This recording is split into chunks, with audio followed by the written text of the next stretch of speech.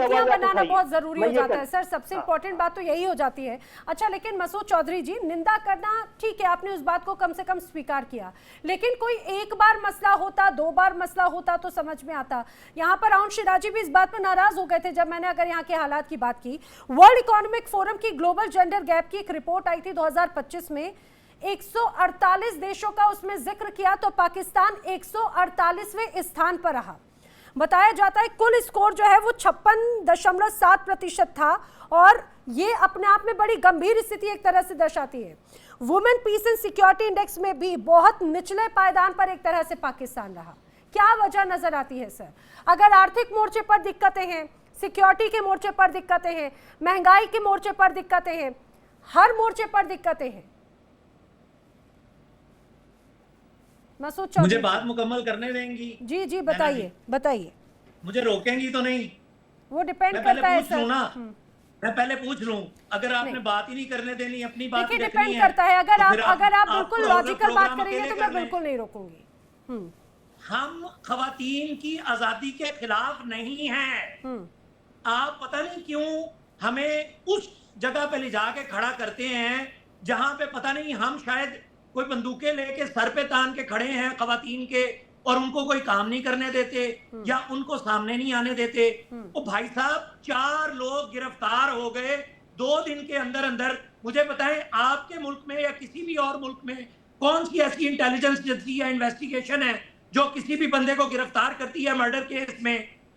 फिर आपने कहा कि जी शारीरिक शोषण शुरू हो जाता है या उसका नाम खराब करना शुरू हो जाते हैं या अल्फाज। मैंने उनकी जात पर कोई बात नहीं की, आपने उसको गलत तरीके से रंग दिया कि मैंने कोई ऐसी बात की है। आपने कहा रिश्तों का निजी मामले, रिश्तों पर ये सारी बातें आपने कही तो मैंने उसी को ही कोट किया। नहीं नैना जी, देखिए मैंने पहले टाइम लिया आपसे, मैं वही बोल रही हूँ कि आपने जो बातें कही मैंने उसी को ही कोट किया। बताइए। नहीं, मेरी बात तो सुन लेना, मेरी बात सुने पहले। बात यह है कि आपने उसको गलत रंग देने की कोशिश की कि जी खवातीन को इस वजह से, क्योंकि कट्टरपंथी मौजूद है जिन्होंने मर्डर कर दिया। हालांकि उन 4 लोगों में कोई एक भी बंदा कट्टरबंदी नहीं है, जिनमें एक खातून भी शामिल है जिसको गिरफ्तार किया गया है। एक बंदा मिसिंग है जिसको ढूंढा जा रहा है इस वक्त। अगर आपको केस के मुतालिक तफसीलात नहीं पता तो फिर आप उसको कैसे रिपोर्ट कर रही हैं? मैं बता देती हूँ मसूद जी, मैं बता देती हूँ मसूद जी, जो शमशो बेबी वाला जो आयशा गिलामाना जिसकी दिन दहाड़े हत्या कर दी गई ना, सुनिए, उससे पहले भी कई बार कंप्लेंट की पुलिस में, ये भी कई रिपोर्ट्स में सामने आया, उसके परिवार की तरफ से शिकायत की गई। और आप सिर्फ एक मसले की बात करते हैं। मैंने कहा 2025 से लेकर सुनिए अगस्त 2026 तक कई मामले सामने आए। अगर आप चाहें, आपके पास लिस्ट नहीं हो तो मैं आपको बता देती हूँ। चाहे बात हुमैरा असगर हो, सना यूसुफ हो, कंदील बलोच हो, करीमा बलोच हो, हीरा अनवर, और इसके अलावा हुमैरा असगर, ऐसे तमाम बड़े अलग अलग नामों की लंबी फहरिस्त आ जाती है। आपने कभी सोचा कि आखिर ऐसा क्यों हालात है? पाकिस्तान के एक केस को लेके आपने खवातीन कार्ड जो है उससे मुताबिक मैंने एक केस का जिक्र नहीं किया, मैंने एक केस का जिक्र नहीं किया चौधरी साहब, मैंने एक केस का जिक्र नहीं किया। मैं तो आपको बता रही हूँ हुमैरा असगर के साथ में क्या हुआ। गिरफ्तार हो चुके हुए हैं। हुमैरा असगर कौन थी? मिस रिपोर्टिंग करेंगी, हुमैरा असगर कौन थी? हुमैरा जना सुरुफ कौन थी? मुझे बताइए जरा, मुझे जरा बताइए। यूनुस सना कौन थी? ग्राउंड की रियलिटीज को समझना सीखिए। 17 साल की सोशल मीडिया इन्फ्लुएंसर को दिन दहाड़े मौत के घाट उतार दिया जाता है। आप लोगों के मुंह में तो दही जम जाता है ऐसे में, जैसे ही अगर आप कहते हैं खवातीनों की बात करने की बात होती है। ऐसी यही तो सबसे महत्वपूर्ण हो जाते हैं। आप आंकड़े सुनना नहीं चाहते। आपको जब मैं आईना दिखा रही हूँ तो आप उस पे नाराज हो गए हैं। लेकिन आप बात को समझना नहीं चाहती। मैंने आपने कहा एक केस, मैंने आपको तमाम नाम बताया। अनुज माथुर जी, मैंने तो अभी 2025 की एक बाकायदा एक रिपोर्ट का भी जिक्र कर दिया ना। क्या ये वो रिपोर्ट के आंकड़े हैं जो और भी ज्यादा नाराजगी का सबब बन गए हैं मसूद साहब की? एक अगर आपका सिर्फ एक सिस्टम है और आप कांस्टेंट मोड ऑफ डिनायल में आप रहना चाहते हैं तो इसका कोई हल नहीं निकल सकता है ना। देखिए, ये सिर्फ एक टिकटॉकर की हत्या का मामला नहीं है, ये डिजिटल फ्रीडम, वहां पर किस प्रकार से उनका दबाव है, किस प्रकार से जो मानसिकता है उसको देखिए आप। इससे आपको पता पड़ सकता है कि वहां पर आज से 50-60 साल पहले कुछ कम्युनिटीज के जो जो माइनॉरिटीज हैं उनकी जनसंख्या कितनी थी, आज कितनी है, कि पूरा के पूरा जो सोच विचार है वो विचार आपको समझने की आवश्यकता है। कम्युनिटी माइनॉरिटीज की जनसंख्या कम होने का स्क्रीन के ऊपर चल रही है। जनरल साहब, आपका रिकॉर्ड दुरुस्त करा दूं कि ये जो तस्वीर स्क्रीन के ऊपर चल रही है, इस केस में मर्डरर को सजाए मौत हो चुकी है। ठीक है, अब मुझे बताइए कि क्या अदालतें अपना काम नहीं कर रही? क्या क्राइम हर जगह पे नहीं होता?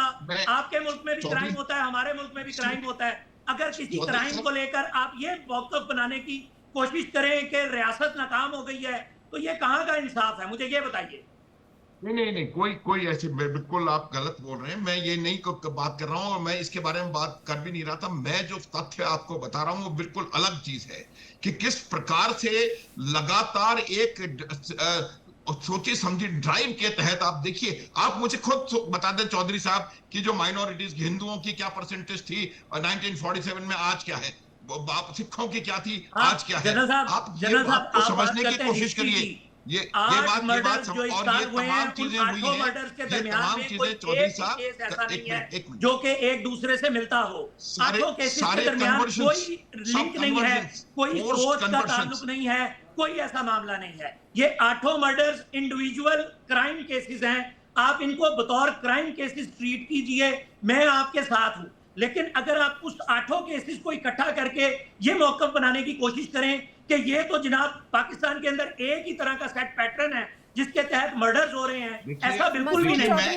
इनके दरमियान में कोई केस नहीं है, कोई इनके दरमियान में लिंक नहीं क्या है कि जो इस प्रकार का हादसा होता है उसके पीछे मोटिव क्या है वो समझने की आवश्यकता है। जब मोटिव आपका, जब ये एक मल्टीपल मोटिव्स होते हैं जनरल साहब, क्राइम के मोटिव्स बड़े मल्टीपल होते हैं। ग्राउंड रिपोर्टिंग, जो लोग ग्राउंड रिपोर्टिंग करते हैं उनको ये बात बड़ी अच्छी तरह पता है कि मर्डर जो होता है अफसोसनाक होता है, उसकी बैकग्राउंड में कुछ ना कुछ ऐसा जरूर होता है जो इन्वेस्टिगेशन के बाद सामने आता है। अब जब आप इन्वेस्टिगेशन होने से पहले ही उसके ऊपर चौधरी साहब, मैं यही दिखाने की कोशिश कर रहा हूं आपको। डिटेंशन, किसी की गिरफ्तारी, डिटेंशन एक बात होती है, कन्विक्शन दूसरी बात होती है, और कन्विक्शन के बाद उसका एग्जीक्यूशन तीसरी बात होती है। तो ये बात आपको समझने की आवश्यकता है। चौधरी जी, अनुज माथुर जी, एक सेकंड, सबसे इंपॉर्टेंट बात हो जाती है। मुझे लग रहा है मसूद चौधरी जी, मेरा या अनुज माथुर जी का कहना शायद आपको और राउंड शिराजी साहब को बुरा लगे, लेकिन बहुत ज्यादा दूर की बात नहीं है। आप एक काम कीजिए, human right commission of Pakistan की रिपोर्ट खोलिए, उसमें लगातार ऑनर किलिंग के मामले पिछले कुछ महीनों के अंदर 470 दर्ज हुए। हालांकि मुझे ये आपका निजी मसला हो जाता, मुझे बोलने की जरूरत नहीं पड़नी चाहिए थी, लेकिन अगर आप महिलाओं की सिक्योरिटी की बात कर रहे हैं ना, यहाँ पर लगभग 1000 गैंगरेप दर्ज किए गए हैं सर, 1000, और उसमें भी कई ऐसे रेप के मामले, लगभग 4000 करीब अगर रेप के मामले दर्ज किए गए हैं। तो मुझे ये आईना दिखाने की जरूरत नहीं है। मैं आजादी की बात करी थी, संजीव श्रीवास्तव जी कुछ टिप्पणी करना चाह रहे हैं इस पे। हाँ, देखिए नैना जी, मैं चौधरी साहब से ये कहना चाहता हूँ कि, और जैसा कि अभी माथुर सर ने कहा कि जो समस्या की जो जड़ है उसको समझने की आवश्यकता है। इसको जनरलाइज करेंगे आप, ये तो सिंपल क्रिमिनल केस है, कोई भी क्रिमिनल एक्टिविटी है, इस तरह से करके यदि आप ऐसा करेंगे तो ये अपने आंखों पे पट्टी बांधने जैसा है। और पाकिस्तान में ये जो समस्या है, महिलाओं की प्रताड़ना, महिलाओं को के ऊपर टारगेट करना, उनकी आज़ादी पर हमला करना, ये बहुत गहरी समस्या है। मैं यहाँ पर एक एग्जांपल और भी देना चाहूंगा। मलाला यूसुफजाई, जिनको नोबेल का पुरस्कार भी बाद में चल करके मिला, उनको अपनी युवावस्था में ही उनके ऊपर बड़ा हमला हुआ था, जिसमें कि वो बाल बचाई गई, एक तरह से कह लीजिए। उनका जीवन संकट में पड़ ही गया था। वो मृत्यु के में जाने ही वाली थी, लेकिन विदेश में किसी तरह से वो पहुंची और उनके जीवन की रक्षा हुई। और मलाला यूसुफजाई के ऊपर किसने हमला किया था? तहरीके तालिबान पाकिस्तान, जिससे कि आप आज लड़ाई लड़ रहे हैं। नहीं, एक मिनट, मुझे अपनी बात बोलने दे, मुझे अपनी बात बोलने दे। मलाला यूसुफजाई को मिलिट्री ने रेस्क्यू किया था, वहां पे आप तारीफ कर लीजिए फील्ड मार्शल की, और आप मेरी बात सुनिए आप। मैं ये नहीं कह रहा हूँ कि रेस्क्यू किया गया तो गलत हुआ, रेस्क्यू किया गया अच्छी बात थी, आपकी मिलिट्री ने किया, पुलिस ने किया, अच्छी बात है। लेकिन इस तरीके की अनेक घटनाएं पाकिस्तान में होती रही हैं, आज भी हो रही हैं, और उस समस्या को आप परमानेंटली कैसे डील करेंगे, इसके ऊपर हम बात कर रहे हैं। इंडिविजुअल एक्शन हम को, ये नहीं कह रहे कि आपकी पुलिस फोर्सेस ने एक्शन नहीं अगर कर कोई सकते। अच्छा काम किया मेरा तो मुद्दा हम ये डिनाई है। कर दें।